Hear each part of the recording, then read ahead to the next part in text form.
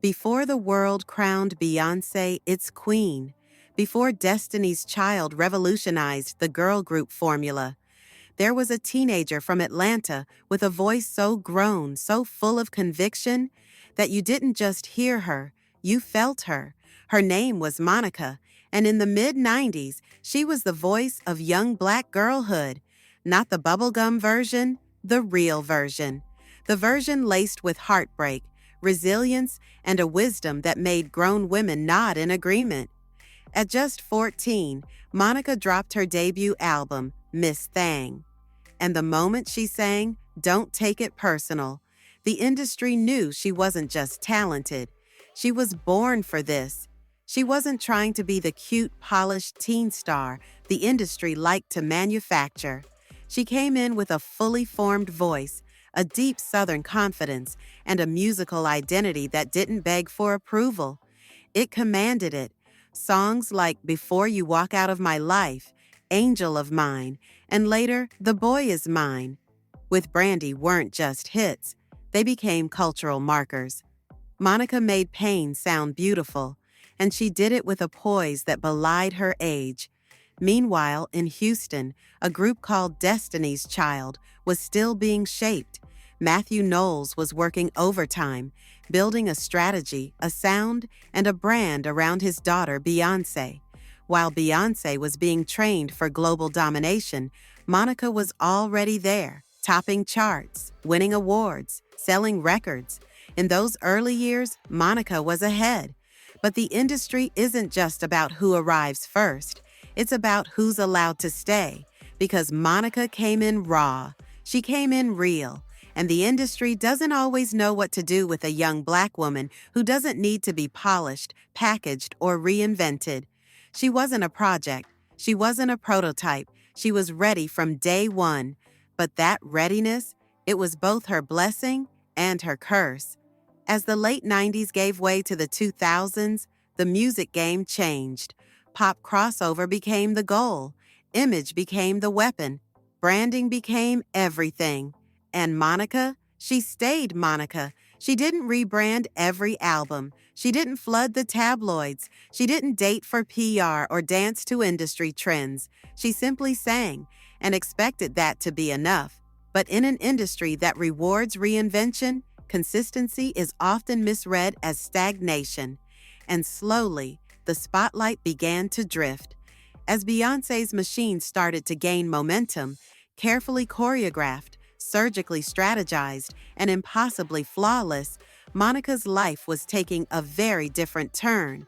In 2000, at just 19 years old, Monica experienced a trauma so deep it would change her forever. Her boyfriend, Jarvis Weems, died by suicide, right in front of her. She held his hand as he took his last breath, and while the world danced to party anthems and red carpet looks, Monica was shattered. Not just emotionally, spiritually, mentally, and artistically. There was no PR spin, no label-approved storyline. This wasn't the kind of heartbreak that sells albums. It was too real, too heavy, too human. But Monica didn't retreat into silence. She went back into the studio, raw, grieving, but still determined to speak her truth. Her 2003 album, After the Storm, wasn't just a title. It was a survival statement. Tracks like So Gone became cult classics and reminded fans that even in her darkest hour, Monica could still deliver real. But trauma doesn't respect release dates. And while Monica was navigating unimaginable loss, the industry was speeding up. Beyoncé had gone solo. Dangerously in Love hit like a meteor. Glamorous, powerful, polished. Jay-Z Pepsi deals. Crazy in Love, fashion, film. She became more than a singer. She became a global brand. And behind that brand was an army. Managers, stylists, publicists, strategists, and Matthew Knowles, always pulling the strings. Beyoncé was flawless by design. Monica? She was flawed by reality. She never hid. She didn't try to be untouchable. She got married. She had kids. She went through a messy breakup. she grieved publicly. And while Beyoncé's silence became her power, Monica's transparency became her vulnerability. But here's the hard truth. In this industry, a black woman in pain is only palatable when it's beautifully packaged, when it's artfully marketed, when it's edited. And Monica didn't edit herself. She wasn't interested in pretending. She didn't sing about heartbreak from behind a veil of metaphors. She told the truth, plainly, loudly, directly, and the industry didn't know how to handle that. While Beyoncé was building an empire of visual albums, curated statements, and revolutionary rollouts, Monica was just trying to survive, personally and professionally. No major budget, no cinematic visuals, no label-backed campaigns. Just her voice, and the fans who never left. And slowly, a divide formed. One woman became a myth, elevated and unreachable. The other remained a mirror, reflecting real life, joy, pain, love, loss, back to the people who needed it most. As the years passed, Beyoncé became untouchable, an icon, a brand, a one-woman universe. She controlled her image with militant precision, rarely gave interviews, rarely showed cracks.